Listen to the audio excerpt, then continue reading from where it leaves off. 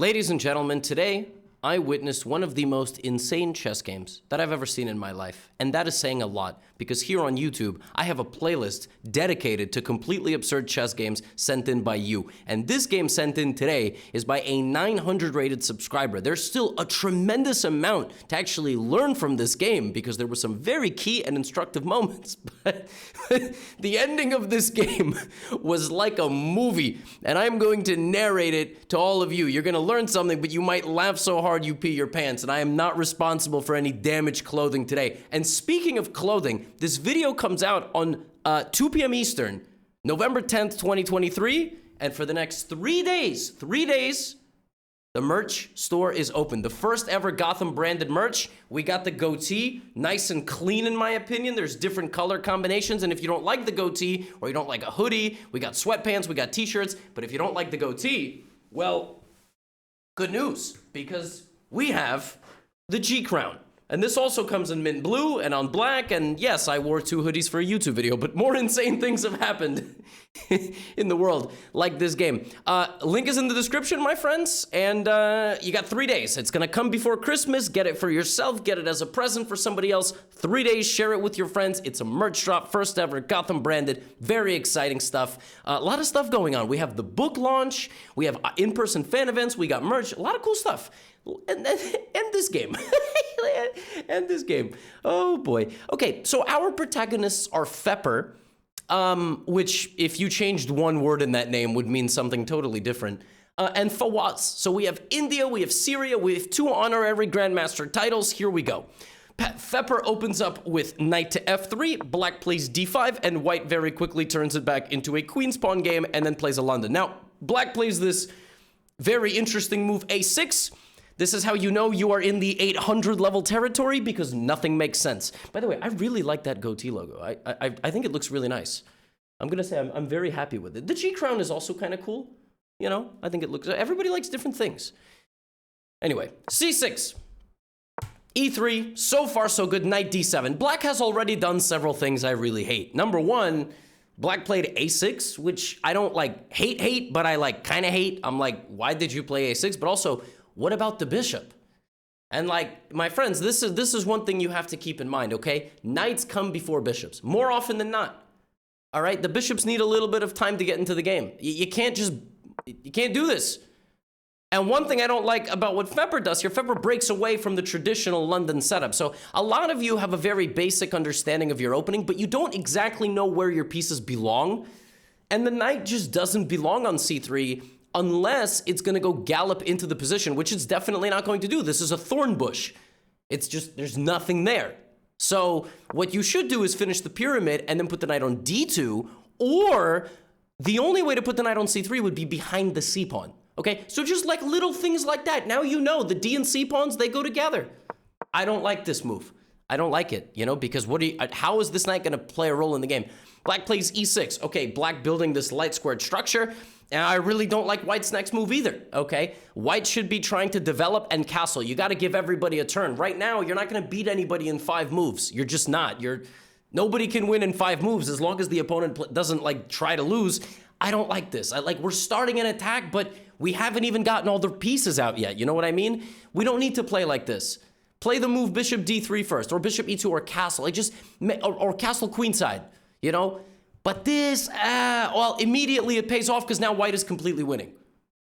So the way you avoid tactical mistakes like this, first of all, everything in chess is a pattern. You see it once, you see it twice, you know, then you're gonna get it, kind of like the merch. Bishop d6 is a pattern because this is, the dark squared bishop for black is not defended by anything. Which means if white makes a knight move that's useful, you know, that bishop is hanging. And so this move is devastating for black. Devastating move, because it's a triple fork. It's also a discovered attack. So white emerges with a pawn up and black can't castle. Now, it's not over, but it's like very unpleasant. So you guys have to be very careful putting pieces out like this that are not defended, that nobody's accounting for. You know why they're not defended? Because you moved every damn pawn you own on a light square. You ever notice how top players don't play like this? They don't have 7 and 8 pawns on light squares to start the game. Yeah, don't do that, okay? Of course, white doesn't see that. White goes bishop g3. White goes, me pin? Me pin. Okay, but you know, you didn't really, fine, but you should have developed your bishop. Okay, now black plays knight e7. Clearly we have a strategy here, which is put the knights there instead of out to their traditional squares. And again, when you're 800, you need to stop inventing openings. You need to stop playing chess the way you want to, because nobody cares about what you want, okay? Like, I'm just gonna... The chessboard does not care. You see, black blundered this again. And black, by the way, could have played this move, and still would have blundered this move, because the bishop is not defended. Knight to e7. Now, I don't hate white's next move. Fepper plays f4. F4 is a decent move. It's trying to build like a stonewall structure. So, castles. And now both sides, now the position actually looks more or less normal. Okay, we somehow avoided, you know, multiple potential explosions in the opening, but now actually things start getting very, very interesting. So black plays c5. And again, do you notice how this knight plays literally zero role in this game? Like, this bishop will go here and put pressure. This bishop sees that. This bishop is in black's territory. What is this knight? Not white doesn't have 3 bishops. This knight is doing nothing at all, which is why it should have been here, so that I could go there and there, you know, or there. It's not doing anything here. It's standing at an airport, and there's no flights. Like, it's got to drive to a different airport, okay? Now, white here plays bishop h4. I like this move. Very simple idea here by white. I want to get my queen into the attack. I want to take, and then I want to go queen h5. Very nice move. Very nice move. I gotta give credit where it's due. Black plays c4, which does in fact look like a good decision because, you know, you attack the bishop, so the bishop's gotta go here. But here, Fepper, oh my goodness. I mean, Fepper here plays a gangster move. Danger levels. The bishop is hanging, but what's worth more than the bishop? Taking the knight, removing a key defender of the black position. Now, if g takes f6, guess what? You don't have to move your bishop back. Why? Because checkmate is coming. But what about the bishop? Takes. Yes, rook f3. Now, this is like some miracle stuff. There is no, like, it's crazy black can win both pieces and just get mated. There is no way to stop mate. You can play rook e8. I'll play check here, and now I gotta force the king back to g8. How do I do that? How do I do that? Boom. Very subtle, and I force a checkmate. It's a very nice little tactic. Now, never in a million years is that happening in this game because then somebody would be reported for cheating. Bishop takes f6, black plays, pawn takes this bishop, which makes a lot of sense because that bishop is targeting, you know, the pawn over there. Now white is completely winning. How do you prevent pawn takes f6 from happening? You can't move the bishop. How do you prevent pawn takes f6 from happening? Pawn takes f6 is gonna happen, but the bishop can move, but you can't move the bishop. What? In the game, of course, boom, boom, that's what happened. But how do you prevent? Queen g4. Very nice move. Threatens mate. The knight cannot come play defense because of the pin. There's a pin here as well. So black would go here, and now, very simple, yoink. And mate is on the way. And yes, maybe you don't play queen h6, but you got another mate. You got multiple mating ideas. And multiple mates in life cause confusion. In chess, multiple mates, have as many as you want. C takes d3. That doesn't happen.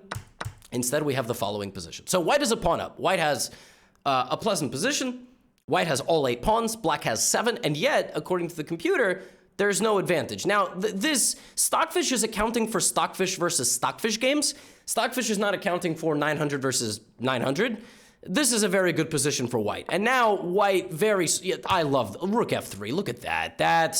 That move deserves a heap of praise from me. I love this move. Great move. Still going for the attack, even though there's 0 attack possible. The way you have to start an attack in chess is generally with your pawns.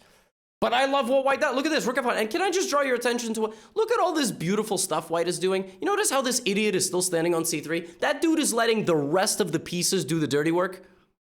Very, very disrespectful stuff, which is why you shouldn't have stationed him there on move 5 or what? Yeah, literally move 5. And the whole game is happening as the knight is standing around. It's just standing around. Nothing is happening. f6. Now, another very instructive moment here by white. Instead of retreating from the position, white sacrifices the knight. That's a very, very instructive sacrifice. A knight or a bishop for 2 pawns in front of an enemy king. This kind of an attack can work if you have more than 2 pieces attacking. And right now, it's very close. You know, you're about to have more than 2 pieces. You might even find a way for the knight to get in, maybe, right? So knight takes g6, h takes g6, very, very close. What black has to do now is play f5. What that does is gain space. And in many of these games, your king is going to get chased around, but your king is safe. Check, king e7, check, bishop f6, rook h7, rook f7. Or even here, as long as there's no checks. There's no checks right now. The king is going to have to go on a little bit of a spiritual journey to find himself and realize that he's super beta and relies on all the other pieces to do his dirty work, and yet you can't even capture the damn king. How stupid is chess? You have this absolute bozo. He can only move one square at a time. Like, imagine you are running, right? It's a competitive sport, and you can only take one step at a time and you get tired. First of all, go to the doctor. You need help. Second of all, why can't nobody take you off the board? It's so dumb. So dumb. We need to patch this. Anyway, the king, super, super, super beta, but you can't take him, and if there's no checks, he's actually kind of safe. And you know what? Now white has certain problems. So queen takes g6, black plays rook f7, which is apparently a very bad move, because now you can't stop the attack. Apparently, white is now getting in. So what do? Well, black runs the king, white plays rook g3. Very instructive game. I told you, you're gonna laugh at this game, but this is a game you can actually learn something from. Now, in this position, you are trying to get the bishop, right? But sometimes in these positions, there is an illusion. There is an illusion of defense. And that illusion of defense is the fact that queen g8 is mate and rook h8 grants you access. If the bishop takes, queen g8 is mate. I got news for you. There's nothing you can do, which is why black plays this move, which might have been a miracle. Because now rook h8 takes, the king escapes like this, but here comes rook h7, and white is so close. So close to winning. Black plays b5, trying to break out. Excellent move. Just staying patient. Now, this is one of those moments in chess you have to go backwards. I say 8 times out of 10 in chess, sometimes even 9 times. At the beginner and intermediate level, the best thing to do is to go forward. This is not one of those cases. You gotta slide out of the way. And the idea is to take with the rook and get the queen to the corner. That's very tough to see. If you don't see that, maybe you try to get e4 or f5. You gotta bring the knight. The knight is the final piece of the puzzle. You might even be able to play knight takes, queen takes, rook g7, although the computer isn't as convinced. But you have to find a way. What you don't want to do is rush. If you don't see a way in, you don't want to go all in, because when you go all in, sometimes like in poker, you're gonna lose it all. Rook g7, you don't have enough. The best thing you can do now is make a draw. Best thing you got. Now, again, you're a rook down, and you are attacking with 2 pieces, and they're defending with the exact same 2 pieces. You're not going to win this game, and if you do the rest of the math, it's this. So that was white's big mistake. They rushed. They did not see a clear conclusion. They gave away a rook for a bishop. Now they're stuck, and now they're trading more pieces. That's very bad, because now it's queen and knight versus queen, rook, and bishop. You lose. You ain't winning this game. I don't care how many pawns you have. I mean, you are up a few pawns, but they don't matter when you're playing against a rook and a bishop. Now what you do here is you bail out. You go for the draw. Queen f8, queen g5. King h7, I don't care. You give a check. And black should try to play defense. Black goes here, check, king here. And now you keep giving checks, but actually the knight, despite not moving in 23 turns, can participate again. Knight takes d5. That's a very tough move to spot. Point is, you're threatening all of this stuff. And if this, actually, you are up 6 pawns, which now is pretty good. So obviously that doesn't happen. The king keeps running around. And in this position, black goes here.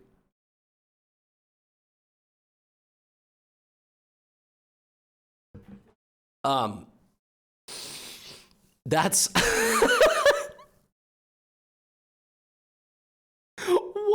why did black do that? I mean, like, what? What?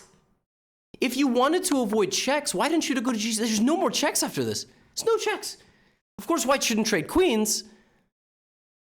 Oh my God, they hung, and white didn't take.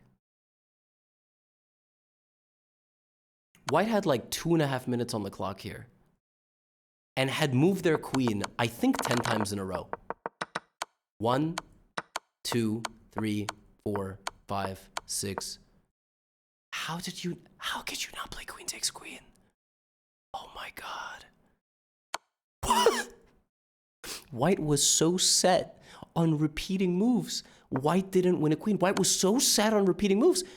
And now, White does play knight takes d5 because it's been 28 moves since the knight moved. And you realize it never participated, and you win a couple of pawns, but it's over. Black plays rook d8. That's it. There's no more checks that do anything. White is going to very quickly get the queen forcefully traded. The bishop and the rook and the queen are all going to threaten mate. It's over. Your pawns do not matter here. This is game over. And White trades the queens. That is crazy. How are you going to trade the queens here? It's all you got. Come on. Give a check. Give a check. Try to be solid. I don't know. Maybe push the pawns. Just don't lose the queen e5 check. Now Black, I don't know what Black is doing also because they're both 8-900. Black goes here. I don't know what this stubbornness is like. No, I don't want to take your queen. You're going to take my queen. I don't know why they're, and now White says, actually, I don't want a queen trade. Now Black says, okay, I do want a queen trade. White says, no, I don't want a queen trade. And Black says, fine, no queen trade. Now it's queen h5 check. King to g8, queen g5. Now it actually might be a draw because you can't block because of this. Oh my god, we're gonna have a repetition of moves. Queen e5 check, bishop e6, queen c5, king f7, queen h5 back. That's it, it's making a draw. King d7, queen a7 check, they can't escape. King c8, oh my god, Black is losing more pawns. Black is losing more pawns. Black lost every pawn. Oh my goodness, Black has no pawns. Have you ever seen a game like this? It's 8-0. I have never seen something like this in my life. Material is equal. It's equal material. 8 pawns versus a bishop and a rook. That's 8-8. What? How is this possible? King e7. I mean, Black had like 4 chances to trade the queens, and instead was like, no, I don't want to trade queens. And now has no pawns left. Queen c5 check. Rook d6. Oh my god, now you could just push pawns. You just gotta be careful. You don't want to go here and hang this, then get mated somehow. Like, oh my god, queen c7 check, rook d7, queen c5. White is still very happy with the draw. Make no mistake. Queen c5.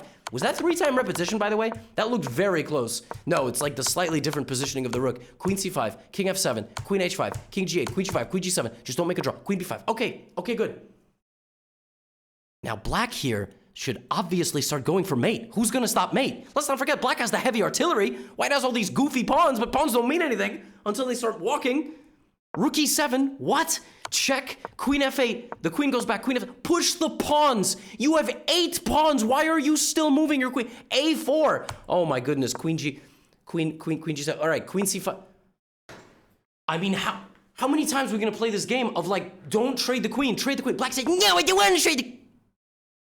Nothing makes sense anymore. Nobody knows what they're playing for. How can you possibly not trade queens?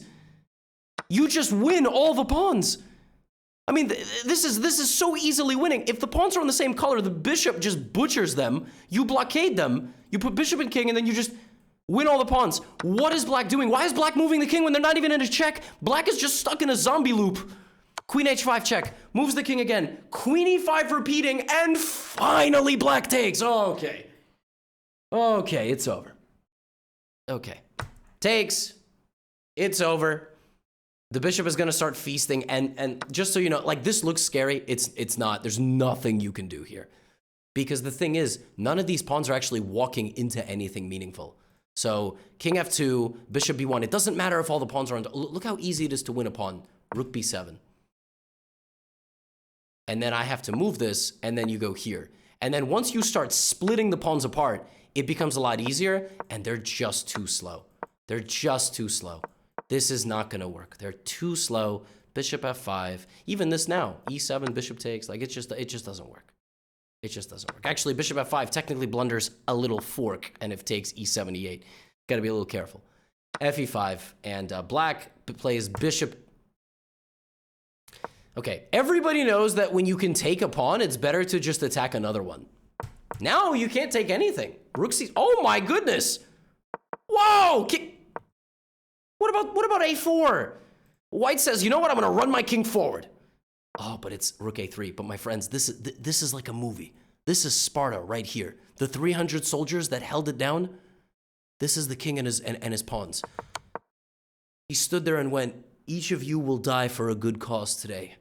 This is Sparta! And he just runs forward. Rook to a3, hunting down one of the last 7 pawns remaining, h4. Rook takes b3. The king defends. A third pawn has fallen. B, A, C. The entire queenside has collapsed, but the king has joined forces with the center pawns and the 2 flank pawns.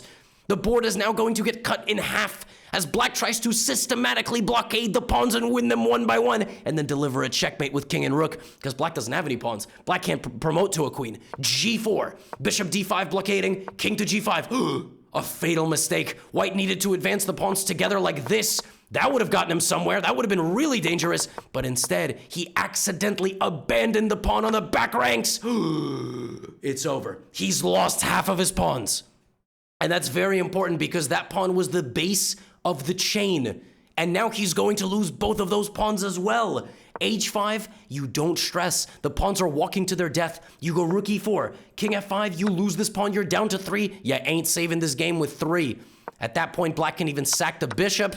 And this is just a very, very, very well-known endgame how to win. Instead, after this, white goes for this pawn. I don't hate it, but it might be a little bit slow. King to h4. You definitely don't want to play king h4. You don't want to play king h4. It's better to be in the center.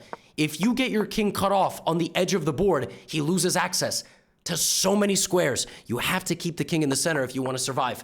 But rook to g1, g5, bishop to e6. White is running out of options. Rook to g4 is a mistake. Rook to g4 is a mistake because the king runs forward, but it comes at the cost of yet another pawn, which black forgets to capture. Rook to g2. Oh my goodness. The king has broken in. The king is now shielded by his own pawns. Black is panicking, even though there's no reason to panic, because again, both of these pawns are walking to the king. You have time. Rook g4 and take. Then go back and take this pawn. Bishop f7 check. You don't need to give checks. You don't need to give checks because now the king has accidentally been giving a golden ticket to the center of the board. He's going to join the other pawns. Oh my goodness, rook d2. Finally, black has regained their composure, but it's a little late. You allowed the king to traverse the entire board, and now the h-pawn can be used as a deflector. h7 check, king g7. This is actually, by a miracle, a draw because the rook cannot stop the king and the pawn. This king is blocking this other... Oh my goodness. Oh my goodness. But white, for whatever reason, with 4 passing pawns, moves the king and suddenly loses one of his most important pawns, and instead of pushing his most advanced pawn, he pushes this. Oh no. No. And now any bishop move is safe. Again, even something like bishop e8, h7, as long as you don't go here. You go here. There's nothing I can do. There's nothing. G7 take. King e7 I take. E6 I can go here. There's no way. Something like rook e4. There's nothing here. And unfortunately, in this position, black takes. Black takes the pawn. And now it's king and 2 pawns versus king and rook. Black's king has to monitor both, because if the black king goes to win this pawn, the king will slide in. Rook g4 check, king to f6, and white pushes his last remaining pawn all the way to e7. Rook f4 check, king to e6, rook e4 check, and this game is decided by 1 square, because if the king could get right there, it would be over. But the king can only get to g7. e8 would queen, at which point we would be left with king versus king, rook d4, and now king to e8, sliding behind the pawn. And now black plays this. And white's king is stalemated and mummified behind his final pawn. He made it the entire length of the board to be frozen in a capsule with the 1 pawn that survived the apocalypse. What a movie-like moment. It was the king and 8 pawns. Black needed to keep his nerves, winning all the pawns one by one, but instead, for some reason, he lost his focus. The king managed to go all the way to e7. And that was it. King f6. And this game was thrown away, but then saved at the last moment by white. Wow. You talk about a movie finish. Friends, if you made it this far in the video, friendly reminder, Gotham merch out for the next few days.